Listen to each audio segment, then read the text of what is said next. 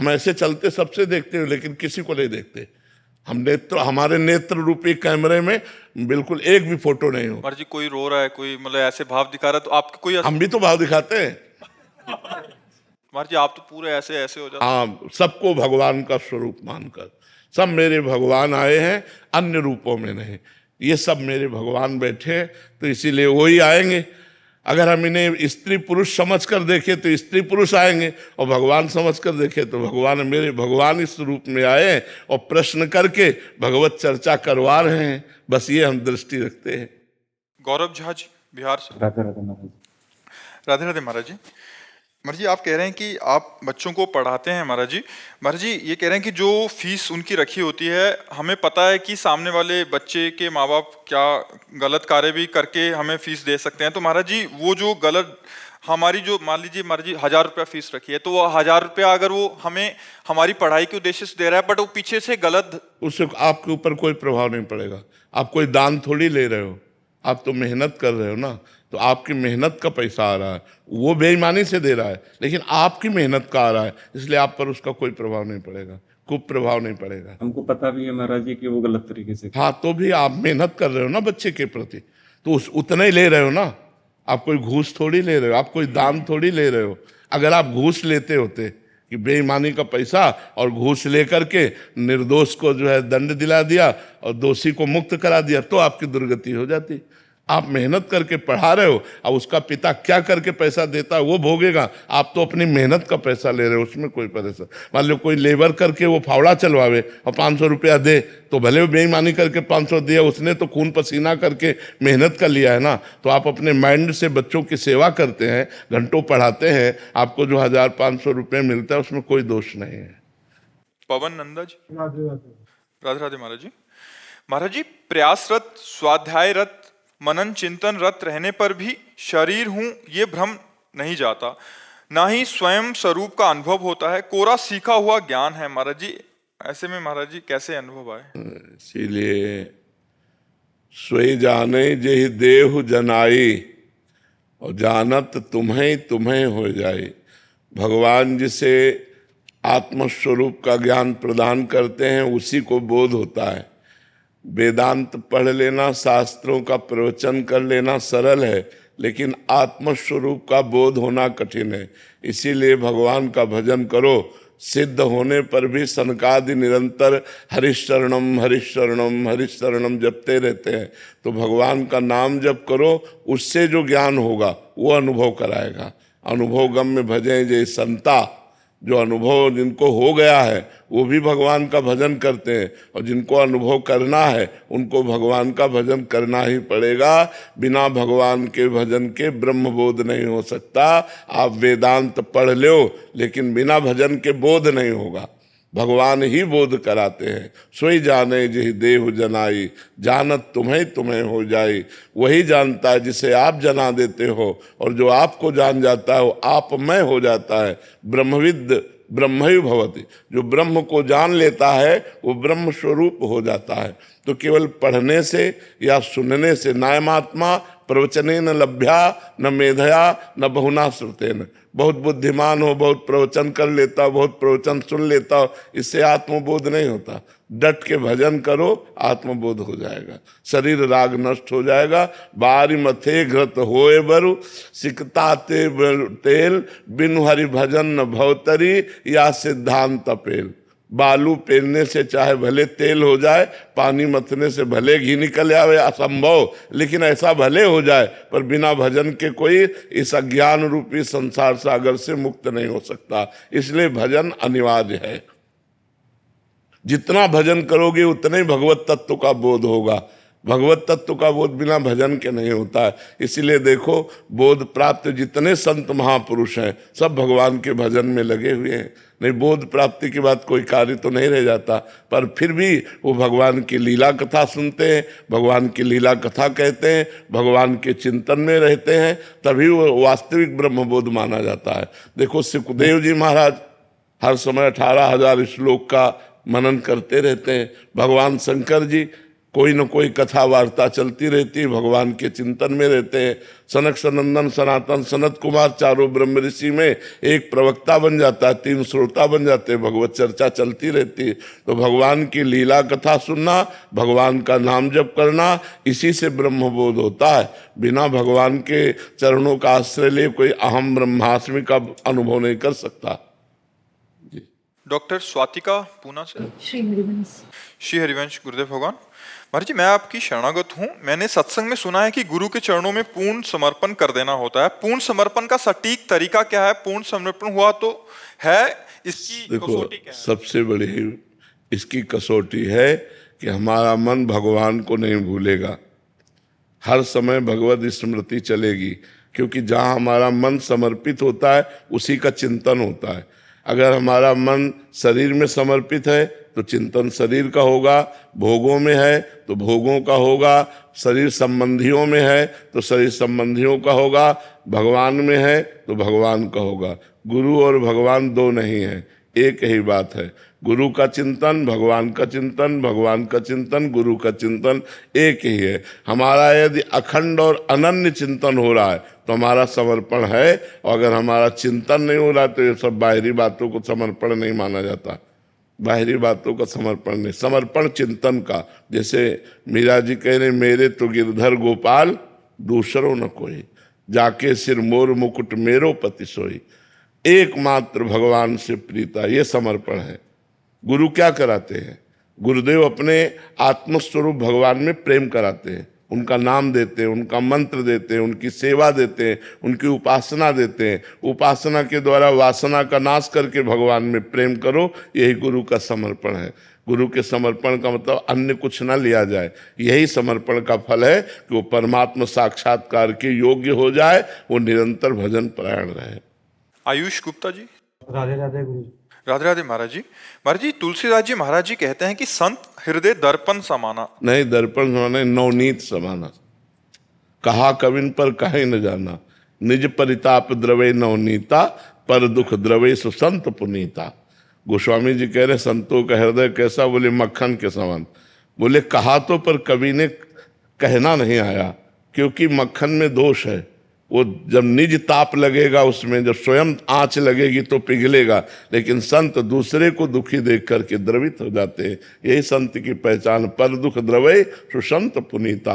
वो परम पवित्र संत है जो दूसरे के दुख से दुखी होकर उसके दुख के निवारण का उपाय करे, ऐसा प्रयत्न करे जिससे किसी को दुख ना मिले। इसीलिए संतों की जय घोष है, सर्वे भवन्तु सुखिना, सर्वे सन्तु निरामया, सर्वे भद्राणि पश्यन्तु माँ कश्चित दुख भाग भवेद। सब सुखी रहें, सब निरोग रहें, किंचन मात्र किसी को कोई दुख ना हो, ये संतों का हृदय होता है। तो क्या कहना चाहते हो? ये कह रहे हैं कि उनका जो स्वभाव होता है वो क्या उनके स्वभाव के अंतर्गत ही आ जाता है, समाज और साधकों के आदर्श दिखाने के लिए? दिखाने के लिए नहीं होता, स्वभाव में होता है। दिखावा कितनी देर चलेगा? दिखावा कितनी देर चलेगा? दिखावा का मतलब है कि अपने आसपास के लोगों को नहीं, अपने आसपास के लोगों को तो भगवान का स्वरूप समझता है, तभी संत है। वो साधक थोड़ी समझता है, वो जीव थोड़ी देखता है। संत तो वही जो सब में भगवान को देखता है, तो उसका स्वभाव है। तुम आदर्श मान लो उसको, लेकिन वो आपको आदर्श नहीं दिखा रहा, वो आपको अपना भगवान मान रहा है अंदर से, और अपने जो उसके स्वाभाविक आचरण है उन आचरणों का बर्ताव कर रहा है। वो दिखावा नहीं होता उसमें कि समाज को दिखाने के लिए वो आचरण धारण किए हुए हो, उसका स्वभाव होता है ऐसा। वो स्वाभाविक भागवतिक सद्गुणों से युक्त हो जाता है। सविता जी कर्नाटक से। राधे राधे महाराज जी। महाराज जी, आध्यात्मिक साधना क्या है? साधना शुरू करने के लिए गुरु की आवश्यकता है क्या? यहाँ वृंदावन में रंगनाथ जी के दर्शन किए हो? नहीं, अभी आई हूँ। अगर आपको करना हो तो क्या करोगे? रंगनाथ जी के दर्शन करने जाना हो तो आप क्या करोगे? गाइड का चयन करोगे कि नहीं? किसी गाइड को चयन करेंगे। तो गुरु वो गाइड है जो हमें परमात्मा स्वरूप तक पहुंचाता है। तो अगर हमें अध्यात्म कहते हैं आत्मस्वरूप, आत्मा अर्थात भगवान, भगवान की प्राप्ति के मार्ग में चलना है तो पहला कदम है संत महापुरुषों का संग करना। पहला कदम सत्संग करें, अधिक से अधिक सत्संग करें। दूसरा कदम भगवान की लीला कथाओं में प्रीति हो, फिर तीसरा कदम है सदगुरु का वरण हो। ऐसा होता भी है, जब हम खूब सत्संग सुनते हैं, भगवत कथा सुनते हैं, तो हमारे अंदर सदगुरु की प्यास आ जाती है कि हमें कोई ऐसे संत भगवान मिले जो भगवान से मिला दे। तो प्रथम भगत संतन कर संगा, और दूसरी रतिमम कथा प्रसंगा, और गुरुपद पंकज सेवा तीसरी भक्तमान। बिना गुरु चरणों की सेवा के, बिना गुरु का आश्रय लिए, बिना गुरु मंत्र जपे भगवत मार्ग पुष्ट ही नहीं होता। बिना गुरु के भगवान की प्राप्ति चाहे शिव बिरंच सम होई, गुरु बिन भवनिधि तरे न कोई। संसार में जब हमें कहीं जाना है तो हमें पूछना पड़ता है, भैया अमुक गली कहाँ है, उनका मकान कहाँ है, तो हम भगवान का निवास स्थान सर्व अंतःकरण में विराजमान, उनको हम कैसे जानेंगे जब तक गुरु कृपा नहीं होगी। तो गुरु का वरण करना तो अत्यंत आवश्यक है ही, पर पहले खूब नाम जप करो, सत्संग करो, सुनो और कथा सुनो भगवान की। जब भगवत प्राप्ति की लालसा लग जाए तब गुरु बनाना चाहिए, ऐसे देखा देखी गुरु नहीं बनाना चाहिए। गुरु की आवश्यकता है भगवत प्राप्ति के लिए, धर्म में जीवन व्यतीत करने के लिए। जानकी नाथ दास जी। जी राधे राधे महाराज जी। महाराज जी, मेरा प्रश्न है कि आजकल सामान्य जन एवं साधक जन दोनों ही इंटरनेट के प्रभाव से ग्रंथ पढ़ते ही नहीं हैं या फिर ना के बराबर पढ़ते हैं। कृपया कोई उपाय बताएं जिससे साधक जन नियमित स्वाध्याय कर सकें। हाँ, नियमित स्वाध्याय करने से अंतःकरण पवित्र होता है। वेदो नित्य मधीयताम, शास्त्रों का नित्य स्वाध्याय करना चाहिए। पर अब इतनी बहिर्मुख वृत्ति हो गई है कि शास्त्रों में पकड़ पाना कठिन हो गया है। मोबाइल से इतना रजोगुण चढ़ गया है कि मोबाइल से छुट्टी नहीं मिलती, तो कहाँ गीता पढ़े हम, कहाँ भागवत पढ़े हम, कहाँ स्वाध्याय करें। अब देखो, कोई बिरला ऐसा होगा जिसके पास मोबाइल ना हो, नहीं चाहे जिस भेष में हो, चाहे जिस उद्देश्य में हो। और हमारी मना स्थिति रजोगुण में ज़्यादा रहती है और भोगों की तरफ फिसलने में ज़्यादा रहती है। तो जब हम मोबाइल में रहेंगे तो सीरियल देखने का मन ज़्यादा करेगा, धार्मिक नहीं। जब हम मोबाइल में रहेंगे तो गंदी बातें भी देख सकते हैं, गेम भी खेल सकते हैं, संसारिक बातें भी देख सकते हैं, जो हमारे भजन में बहुत बाधक है। हमें लगता है साधक को जब तक अच्छी स्थिति न प्राप्त हो जाए तब तक व्यवहार में नहीं उतरना चाहिए। ये मोबाइल, लोगों से मिलना जुलना, बातचीत करना, ये तब तक नहीं करना चाहिए जब तक भगवत प्राप्ति ना हो जाए, नहीं तो बहुत फिसलन है। आप नहीं फिसलोगे तो आपको फिसला दिया जाएगा। माया बड़ी विचित्र है, फंसा लेगी आपको। तो शास्त्र स्वाध्याय, एकांत सेवन, निरंतर भजन, पवित्र आहार, ब्रह्मचर्य, यही विरक्त के लिए जीवन है। आनंद में जीवन व्यतीत करने के लिए असंगो हम पुरुषा, मैं असंग हूं, किसी से कोई संग नहीं। संग तो भगवत प्रेमी महापुरुषों का, नहीं तो असंग।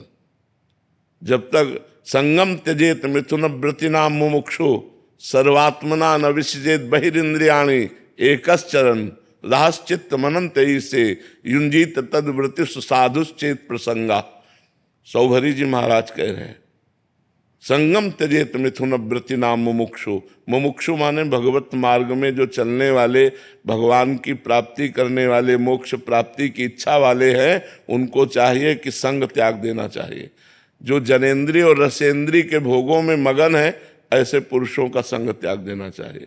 तो एकश्चरण, अकेला विचरण करे, चित्त को निरंतर परमात्मा में लगाए, इंद्रियों को बहिर्मुख ना होने दे। सर्वात्मना न विसजेत बहिरिंद्रियाणि, इंद्रियों को एकदम छूट न दे दे, अंतर्मुख रहे, निरंतर भजन परायण रहे, असंग रहे। अगर संग करे तो महात्माओं का संग करे, जो भगवत प्रेमी महात्मा है, नहीं तो असंग रहे। शास्त्रों का आश्रय ले ले, गुरु वचनों का आश्रय ले ले, और अकेले अपनी अनुभूतियों में चलता रहे। अगर संग करेगा तो व्यवहार हो जाएगा, फंस जाएगा, कहीं ना कहीं फंस जाएगा।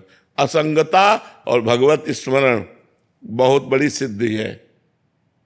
जो साधक व्यवहार प्रपंच में नहीं फंसता, असंग रहता है और भजन करता रहता है, वो स्वयं अपना मंगल कर लेता है और मम भक्ति युक्तो भुवनम पुनातु, वो लोगों को पावन कर सकता है। लेकिन जब स्वयं में पवित्रता नहीं तो फिर विचित्र बात है कि हम समाज का हित करना, इससे बहुत हानि हो जाती है।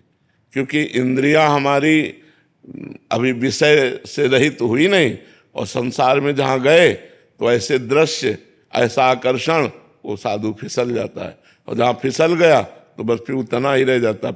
जो भगवत प्राप्त हो चुके हैं, इंद्रिय विजयी हैं, जिनमें मन में किसी तरह का विकार नहीं, वो करें। नहीं तो शास्त्र स्वाध्याय, सत्संग, एकांत सेवन, निरंतर भजन परायण, जब इंद्रिय विजयी हो जाए, मन विजयी हो जाए, तब भजन में चले। नहीं तो 50 वर्ष भजन करने पर भी इंद्रियां नीचे गिरा देती हैं। बहुत विचित्र गति इनकी है, बहुत विचित्र गति। इसलिए खूब भजन परायण रहे जब तक भगवत साक्षात्कार न हो जाए। जब तक निर्विषय न हो जाए हृदय, तब तक किसी से संपर्क न करे। जी। आकाश जी भोपाल से। राधे राधे महाराज जी। महाराज जी, जब जन्माष्टमी, रामनवमी या कोई भी त्योहार आता है तो उस समय मेरा मन उस भगवान की तरफ ज्यादा झुकता है और पहले के भगवान के प्रति भाव कम हो जाता है। किसी भी एक भगवान के नाम के प्रति भाव स्थिर हो। प्रारंभिक साधना में यही होता है, प्रारंभिक ऐसा ही होता है। लेकिन जब साधना रंग लाती है तो फिर एक में आ जाती है। जब प्यार होता है तो फिर एक में हो जाता है, प्यार अनेक में नहीं होता। जब तक अनेक में रहता है तब तक साधना रंग नहीं लाती है। जैसे हम भी शुरू किए थे, जब तो हनुमान चालीसा, शिव चालीसा, राम रक्षा स्तोत्र, वो सब ऐसे शुरू होता है। और फिर आकर के जब भक्ति का रंग आता है तो फिर एक में एक भरोसो, एक बल, एक आस विश्वास, एक राम घनश्याम हित चातक तुलसीदास, चातक की तरह भगवान से प्रेम करने लगता है। ऐसा करना चाहिए, जैसा आप कर रहे हो ऐसा करना चाहिए। यही सब करते करते हम आगे बढ़ते हैं। जब आगे हम पहुंच जाते हैं, देखो क्रम है। अब अगर ककाहरा और मात्रा नहीं याद है तो पीएचडी तक कैसे पहुंचोगे? तो ये पीएचडी है, प्रेम का मतलब पीएचडी एकदम। अब उसमें डूब रहा है। अब वहां तक पहुंचने के लिए जो ये रास्ता है वो तय करना होगा। अब छलांग तो लगा नहीं सकते, ये परमार्थ है, इसमें क्रम बाई क्रम चला जाता है। तो आप जैसे चल रहे हो ऐसे पाप ना करना, गंदा भोजन मत करना, गंदे लोगों का संग मत करना, तो यही भक्ति धीरे धीरे रंग लाने लगेगी। ठीक है ना महाराज जी? आपके आशीर्वाद से अब राधा नाम पे बहुत विश्वास हुआ है। हाँ। और मैं चाहता हूँ कि बस ये हमेशा ऐसा ही। हाँ, नाम जपो, राधा राधा राधा राधा राधा जपते रहो, राधा। राहुल जी। राधे राधे महाराज। राधे राधे महाराज जी।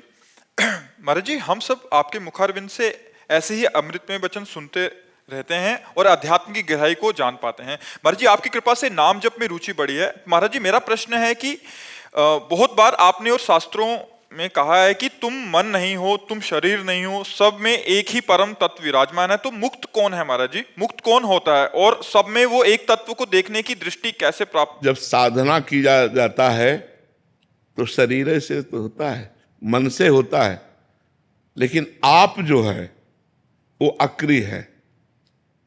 अब इसके ज्ञान के लिए जब हम गुरु का वरण करके और खूब भजन करते हैं और पवित्र आहार और संयम से चलते हैं, कोई पाप आचरण नहीं करते, तो ये ज्ञान स्वयं प्रकट होता है। ये समझाने से समझ में नहीं आएगा। अनुभव गम में भजे जे संता। जैसे आप हो तो आप शरीर नहीं हो, पक्का है ना? क्योंकि शरीर के भीतर कोई है जो निकल जाता है, कहा जाता है वो निकल गया, जो था वो निकल गया। वो जो था, जो निकला, वही परमात्मा है और वही आप हो। शरीर को लेकर आप अपने को मनुष्य मान रहे हैं, जो पावर है आपके अंदर, जैसे पंखा, लेकिन पावर क्या है? बिजली, हाइलोजन, पावर क्या है? एसी, पावर क्या है? सब में एक ही है ना। ऐसे स्त्री, पुरुष, मूर्ख, विद्वान, जड़, चैतन्य, ये बाहरी ढांचों के नाम है, लेकिन इनमें बिजली क्या है? परमात्मा, वही आप है। तत्त्वम असि, वेद कहता है। तत् माने जिस परमात्मा को तुम अलग समझ रहे हो, त्वम माने तुम, असि माने है, वो तुम ही हो। अब अपने को हम मनुष्य मान रहे हैं। अब हमें साधना करनी पड़ेगी इनके त्याग की, और जहां इनका त्याग हुआ अंदर से शरीर का राग का, तो आप खुद देखेंगे आप ब्रह्म स्वरूप हो जाएंगे, आप भगवत स्वरूप हो जाएंगे। देखो अपने यहाँ संतों को नहीं कहा जाता अरे यार ये तो साक्षात भगवान है, नहीं कहा जाता। क्यों? क्योंकि वो भगवान में लीन हो गए, भगवान में तन्मय हो गए। तो अपने लोग भी कहने लगते हैं वो तो भगवान है, वो तो भगवान है। हम मानते हैं कि हमारे यहाँ गुरु भगवान है, हमारे यहाँ संत भगवान है, क्योंकि वो भगवान में तन्मय हो गए। तो आपका स्वरूप भी भगवत स्वरूप है। ये मन आप नहीं, आप बुद्धि नहीं, आप चित्त नहीं है, आप प्राण नहीं है, आप शरीर नहीं है, आप स्वभाव नहीं है, आप सबसे अलग हैं। बस यही जानने के लिए तो संत महात्मा पूरा जीवन लगा देते हैं कि हमारा स्वरूप क्या है। तो वो भजन से आएगा। खूब नाम जप करो, नाम जप करो, इसी से समझ में आ जाएगा। नयन कुमार चौबे जी।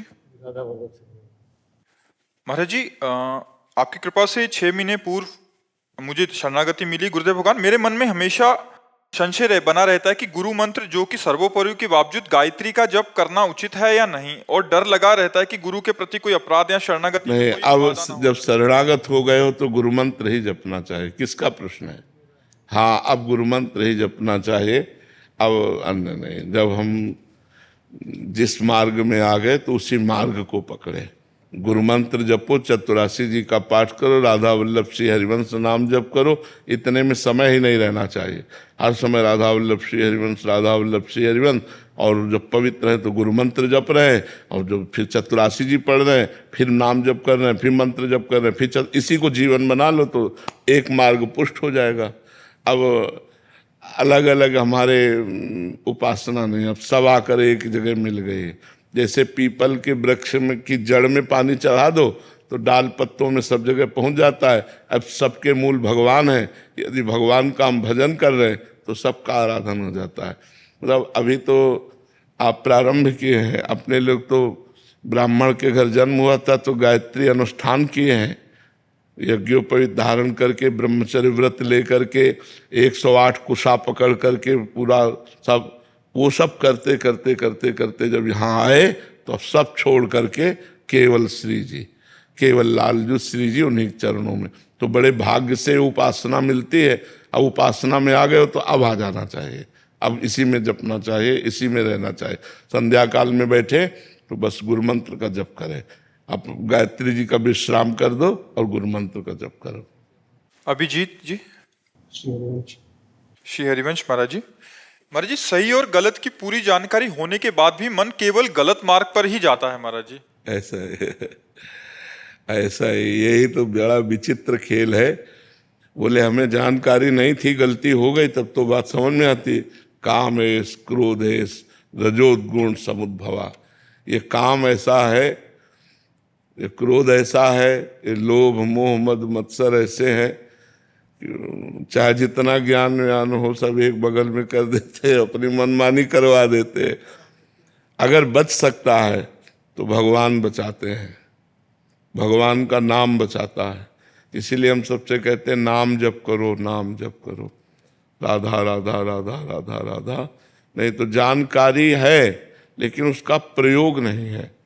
प्रयोग के लिए बल चाहिए, वो अध्यात्म बल से, क्योंकि जानकारी का हम प्रयोग नहीं कर पा रहे। सबको जानकारी, बहुत जानकारी है, कोई ऐसा नहीं जिसको जानकारी ना हो। देखो सबसे बड़ा ज्ञान संसार में सबको मरना है, ये जानकारी किसको नहीं। संसार में कुछ भी लेके नहीं जाना है, ये जानकारी किसको नहीं। अच्छे कर्म करोगे अच्छा फल मिलेगा, बुरे कर्म करोगे बुरा फल, ये किसको जानकारी ले। हमें लगता है सबको जानकारी है, छोटी छोटी बातें तो सबको। और इतनी जानकारी अगर प्रयोग में आ जाए दिमाग में तो महात्मा बन जाए वो। यार यहाँ से कुछ जाना नहीं तो झगड़ा क्यों करना, चोरी क्यों करना, घूस क्यों लेना, किसी की हिंसा क्यों करना, पाप कर्म क्यों करना। नहीं करूंगा भाई, कुछ लेके थोड़ी जाना है। हम धर्म से चलेंगे, ईमानदारी से चलेंगे, दूसरों को सुख देंगे। लेकिन भैया ये जानकारी दूसरों को उपदेश देने के लिए है। अपने लिए जानकारी जो है वो प्रयोग में तभी आएगी जब भजन करोगे। भजन के बिना जानकारी का सही प्रयोग नहीं हो पाता। भजन करो। महाराज जी गुरु दीक्षा जो मिली हुई है गांव में जो गुरु जी उनसे लिया, पर मन जो है वो एकदम चंचल होता है। मंत्र करो, पूजा पाठ करो, श्री जी घर में लड्डू गोपाल उनका स्नान करो, पूजा करो, तभी भी मन भागता ही रहता है। देखो, मन मानेगा नाम जप से। हमारी बात पकड़ो। अगर हम हर समय राधा राधा राधा राधा राधा राधा राधा, वो कुछ कह रहा है, हमको एक नहीं सुननी उसकी, राधा राधा राधा राधा, तो कंट्रोल में भले कर पाओ, नहीं तो तूफान को रोक लेना सहज है, मन को रोक लेना सहज नहीं है। बहुत बेईमान है, बहुत बेईमान। जिस इंद्री से मन मिल जाता है उस इंद्री का वो काम करवा लेता है, तब तक जब तक हमारा भजन परिपक्व नहीं होता। तो इसको देखा है, ये इतना बेईमान है, जो बात पकड़ ले वो हठ करके हठी है, चंचल भी है और हठी भी स्वभाव का, जिद्दी स्वभाव का है। वो जिसकी हट पकड़ ले वो करवा के मानेगा। बहुत विचित्र है।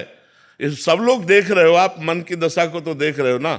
हम एक दूसरे की गलतियां निकाल सकते हैं, लेकिन जब ईमानदारी से अपनी गलती देखें तो हमें दूसरे की गलती देखने की फुर्सत ही नहीं है।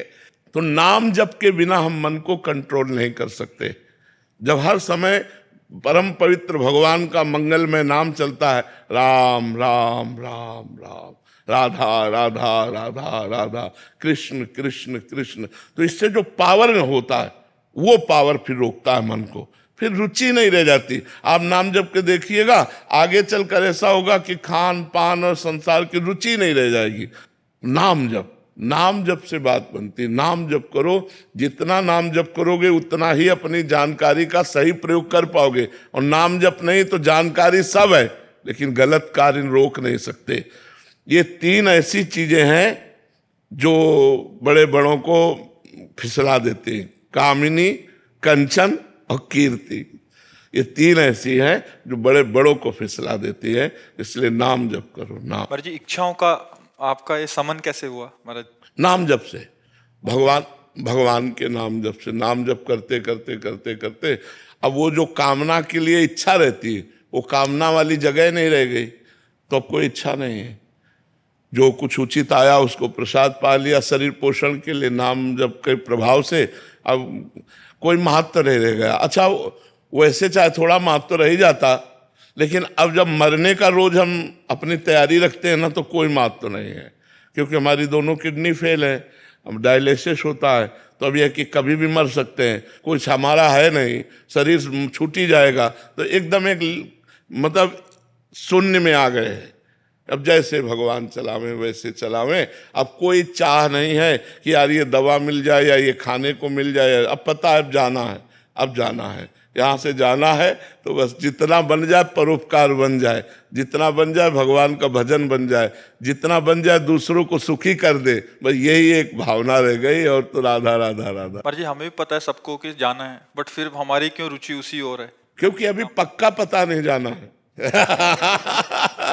आपको पक्का पता नहीं जाना है, यह कि अरे यार कहीं 70 80 90 में जाना है, हमें तो पक्का पता है कि अब जाना है। तो अब ये लगता है कि जैसे गाड़ी के पहिए टूट गए हैं, तो अब कितना चलेगी, कितना चलेगी, दोनों फेल है तो कितना चलेगी। चप्पल लगी हुई महाराज।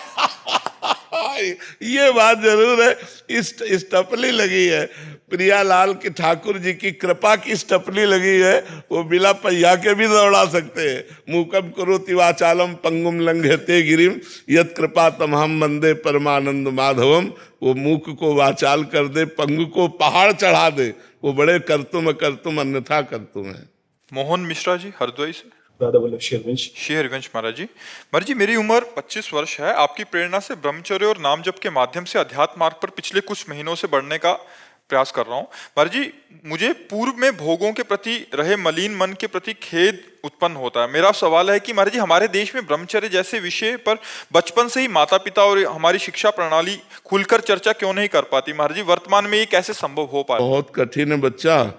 जब उसको चर्चा करो तो लोग उसे दूषित बात समझते हैं। नहीं, जैसे कहा जाए अपने कि भाई आप लोग को एक अवसर मिला है। हमारे शास्त्र में जीवन को 4 भागों में बांट दिया गया। पहला ब्रह्मचर्य, दूसरा गृहस्थ, तीसरा वानप्रस्थ और चौथा सन्यास। ये पूर्ण मानव जीवन की पूर्णता है। अब जब नींव ही ना होगी तो महल कैसे खड़ा हो जाएगा? मनुष्य जीवन की नींव है ब्रह्मचर्य। अब छोटे छोटे बच्चों में गंदी बातें आ गई हैं मोबाइल के कारण और कुसंग के कारण। हमारे सामने ऐसे ऐसे बच्चे हैं जो 12 वर्ष 13 वर्ष के हैं और हस्तमैथुन के शिकार हो गए, ये गलत आचरण में आ गए। तो अब उनका जीवन क्या खोखला हो जाएगा? जवानी आते आते वो अपने को खोखला कर देंगे। हमें लगता है कि जैसे पहले गुरुकुल जो होते थे तो उससे हमारे समाज का बहुत सुधार होता था कि बच्चे गुरु जी के यहाँ रहते थे तो वहाँ गुरुकुल में ब्रह्मचर्य की शिक्षा दी जाती थी, शास्त्रों का स्वाध्याय, त्रिकाल संध्या, तर्पण, बलिवैश्य देव, ये सब सिखाया जाता था जो हमारे धर्म का स्वरूप है। अब बचपन से जहाँ वो कुछ बोलना सीखते हैं तो ABCD सिखाई जाती है, आधुनिक शिक्षा सिखाई जाती है। आधुनिक शिक्षा बढ़िया है लेकिन आध्यात्मिक शिक्षा का सपोर्ट होते हुए, पर आध्यात्मिक शिक्षा का सपोर्ट बिल्कुल नहीं है। आज के अध्ययन में बिल्कुल आध्यात्मिक शिक्षा का कभी ये नहीं सिखाया जाता कि प्रातः काल ब्रह्म मुहूर्त में 4 बजे उठो और उठकर अपने माता पिता के चरण छुओ, फिर शौच स्नान आदि करके फिर गायत्री मंत्र जपो, भगवान सूर्य को अर्घ दो, कम से कम 2 काल की संध्या तो करो ही, प्रातःकालीन और सायंकालीन संध्या। तो ये सब कहाँ रह गया? 9 बजे तक तो बच्चे सो के उठते हैं, आजकल तो 11-11 बजे तक लोग सो के उठते हैं। अगर बच्चों को जगाया जाए तो वो जगने के लिए तैयार नहीं। तो आध्यात्मिक सपोर्ट ना होने के कारण हमारी प्रारंभिक दिनचर्या ही बिगड़ जाती है और कोई दिनचर्या नहीं तो आराधना, देव आराधना कैसे होगी? लेकिन गुरुदेव आपने सच में जीवन बदल दिया तमाम लोगों का। आप आज हम देख रहे हैं हमारे क्षेत्र में काफी लोग ऐसे मीडिया में हैं लेकिन वो अपना चिंतन बदल रहे हैं, अपना जीवन बदल रहे हैं। ये आपकी कृपा से है। आपने लाखों करोड़ों युवाओं का जीवन बनाया है गुरुदेव, ये कृपा बनाए रखना। और हम सच में, ये मेरे जीवन में हुआ है गुरुदेव। महाराज जी अभी चर्चा चल रही थी इसलिए आपको बता रहे हैं। महाराज जी पीछे 1 साल से इस पे काम कर रहे थे, एक ब्रह्मचर्य कब, क्यों और कैसे, आपकी मतलब प्रवचनों से और आपने जो आज तक महाराज इसकी विशेष सूची में आपको 4 खंड में महाराज इसको किया है।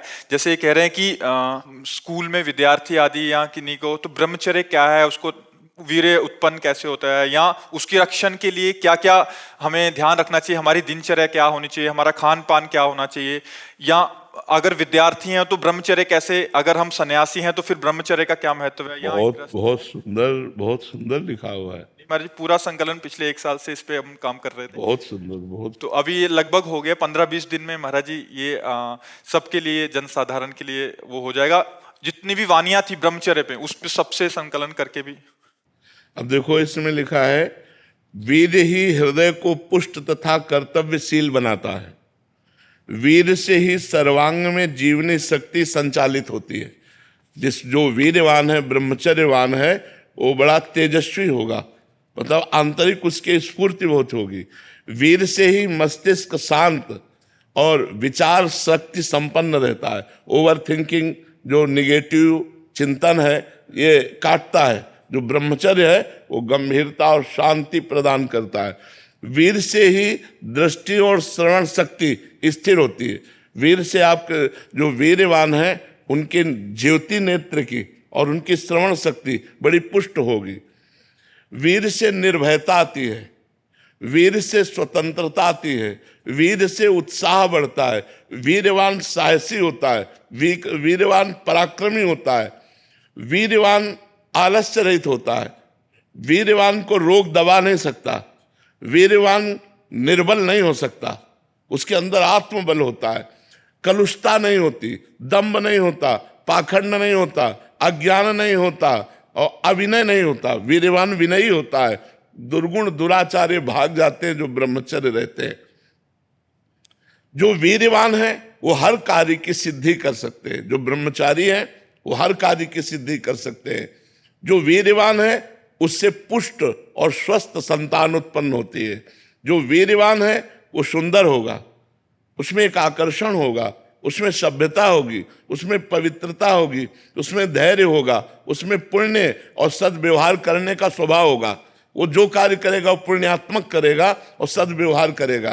कहने का सारांश है कि मनुष्य शरीर में वेद एक महाशक्ति है, जो इसका अधिक से अधिक संग्रह करता है वो उन्नति को प्राप्त होता है। बहुत सुंदर इसमें लिखा हुआ है। बड़े बड़े वैज्ञानिकों का मत है कि सृष्टि के प्रत्येक पदार्थ में कोई ना कोई सार तत्व अवश्य होता है। उसी तरह मनुष्य के शरीर का एक सर्वोच्च सार तत्व है वीर्य। इसके बिना वो एक क्षण भी सक्रिय नहीं रह सकता। तो जो व्यक्ति अज्ञान के कारण अपने वीर्य का क्षरण करता है, नाश करता है, उसमें बहुत से दोष उत्पन्न हो जाते हैं। ये बहुत सुंदर ग्रंथ है, बहुत सुंदर ग्रंथ है। ये जो सत्संग है हमारे, उन सत्संगों का इसमें संकलन किया गया है। इसमें ब्रह्मचर्य कब, क्यों और कैसे रहे। महाराज जी, इसमें जो प्रश्न उत्तर भी साधकों के साथ हुए हैं आपके, जो ब्रह्मचर्य के ऊपर पूछे हैं, चाहे स्त्री साधक ने हैं, वो भी उसका भी जो आपने उत्तर दिया है बहुत सुंदर, बहुत सुंदर किया। बहुत अगले 15, 20, 25 दिन में इसका हम जनसाधारण के लिए प्रिंट आउट के लिए, हाँ बिल्कुल, बहुत सुंदर। इससे नौजवानों को बहुत लाभ मिलेगा।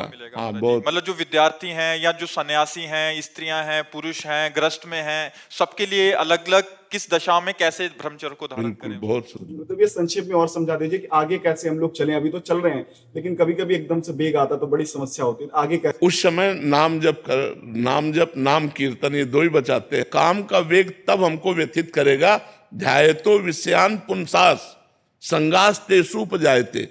जब हम भजन छोड़ देंगे और उसी विषय का चिंतन करने लगेंगे, तब वो हमारी हालत खराब कर देगा।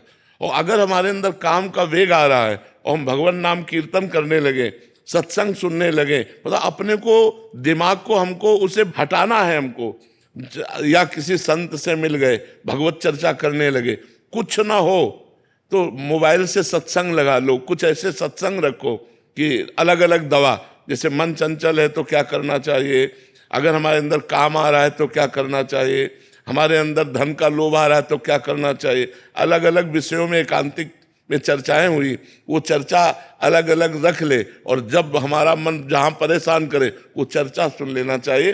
और नाम जप जरूर करना चाहिए। नाम जप से बच जाओगे। नाम काटता है, जैसे वो अंदर से मन एकाग्र कर रहा है आपको काम में, काम क्रीड़ा में एकाग्र कर रहा है। अब आप एकाग्र ना हो पाओ, बस आपकी चतुरता है। अगर एकाग्र हो गए तो संकल्प बन जाएगा, और संकल्प बन जाएगा फिर गड़बड़ हो जाएगा। संकल्प ना बनने पाए, वो बार बार पेश करेगा, पीछे के संयोग पेश करेगा। जो पीछे गलती हो गई वो सुख आपके सामने लाएगा और आपको आकर्षित करेगा। आपको हटाना है, राधा राधा राधा राधा राधा, और एक बार हटा लिया आप और कोई क्रिया नहीं हो पाई, तो अगली बार वो 80% में आएगा, 100% में नहीं आएगा। और अगर दूसरी बार हटा दिया तो कम होता चला जाएगा। कम होते होते फिर स्फुरण होता है और खत्म हो जाता है। फिर धीरे धीरे स्फुरण भी खत्म हो जाता है। पर ये बहुत लंबा प्रोसेस है, ये नहीं कि 2-4 साल में खत्म हो जाएगा, लंबा प्रोसेस है। हमारे कर्म कैसे होने चाहिए जो हमको पता चले कि वो सही है या गलत है। शास्त्र के अनुसार, संतों के अनुसार, जो भगवान ने तस्मात् शास्त्रम प्रमाणम ते कार्या अकार्यो व्यवस्थितौ, कार्य और अकार्य की व्यवस्था शास्त्र के अनुसार की गई। हमें शास्त्रों का पता नहीं सबको, तो संतों की आज्ञा के अनुसार होना चाहिए। और दूसरी बात है, सबके हृदय में भगवान बैठे हैं, तो आप कोई गलत करना चाहें तो एक अंदर से आवाज आएगी, ये गलत है, आप उन्हीं की बात मान लो, भगवान अंदर बैठे। ब्रजवासी से संबंध कैसे हो गए? ब्रजवासी का भगवान से या ब्रजवासी का संत से? ब्रजवासी को संत से संबंध कैसे हो? जैसे अपने घर के जनों से संबंध होता है, क्योंकि ब्रजवासियों के संत जूठन खा करके उनकी चरण रज के बल से वो संत बनते हैं। इसलिए ब्रजवासियों की कृपा संतों पर ऐसी रहे जैसे अपने लाला पे कृपा रहते हैं। राधा राधा राधा राधा राधा राधा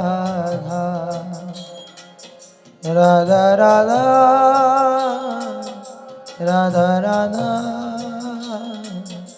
राधा राधा राधा राधा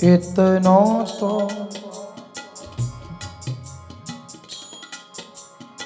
कबहू हसीने हो,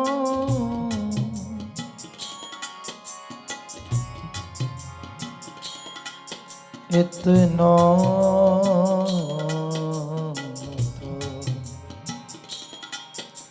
कबहू हसीने हो।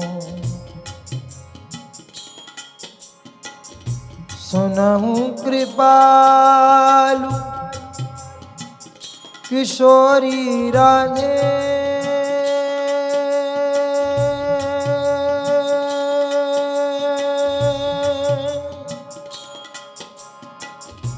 सुनहु कृपालु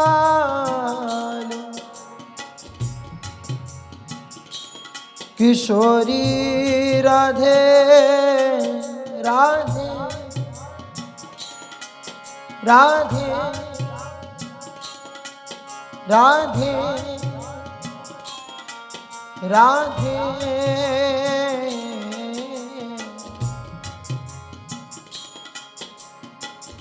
सुनहु कृपाल किशोरी राधे, अवसी कृपा की कोल चिते हो।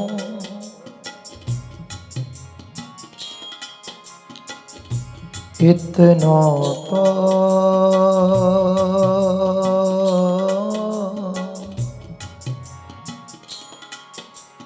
कबहू हसीने हो।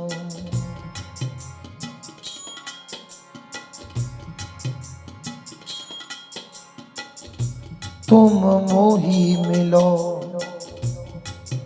मिलो ना कृपा निधि, मोको ढूंढत तो भटके हो।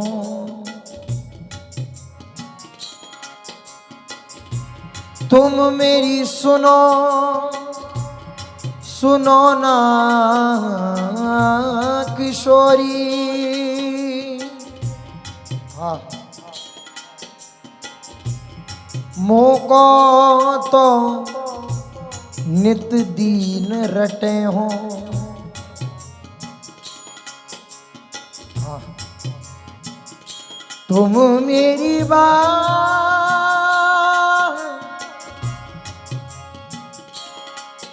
मेरी बात,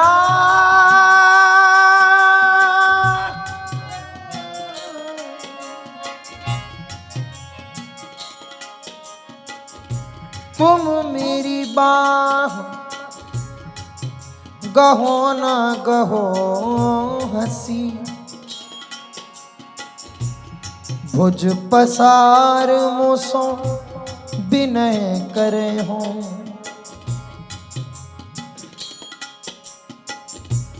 तुम मेरे दृग पहुँचो मत पहुँचो, पैमो सो नित दृग नीर ढरे हो। हाँ नीच कहा मुख मांगो, इतनी तो